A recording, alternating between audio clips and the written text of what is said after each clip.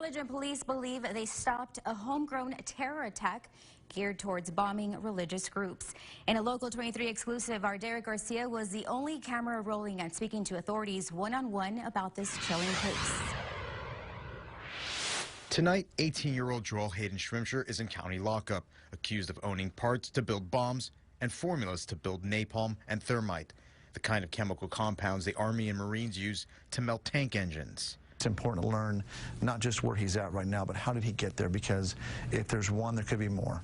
Harlingen Police Commander David Osborne has been with the department for 15 years. He and investigators searched Shrimsher's home after federal investigators flagged his Twitter account. Shrimsher's tweets were depicting violent speech, and his Twitter name, Hayden Terrorist, checked all the wrong boxes. In his bedroom, a slew of hate-inspired books, white supremacist must-reads, and a copy of Hitler's Mein Kampf. It was a gift from his grandmother.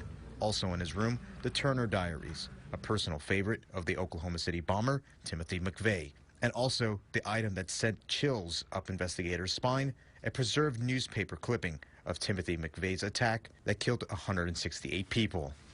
This is somebody who is not only studying the craft of making explosives, but in my mind sort of relishing the fact that it could happen. It happened this way, and it could happen again, and maybe that's a goal that he had at some point. In an exclusive recording, Joel Shrimsher's mother and father testified at a bond reduction hearing, saying that the chemicals were purchased on Amazon.com and were used to build smoke bombs. I would describe him as the perfect child. Cameron County District Attorney Luis Saenz calls him a terrorist. I mean, this gentleman is the real thing. You know, he had the ideology and the expertise to create a lot of, to hurt a lot of people. Harlingen police have a long investigation ahead of them, but for now, they're calling this a foiled terror attack. Harlingen is a safer place with him in custody. Crisis averted? Crisis averted. Derek Garcia, Local 23 News.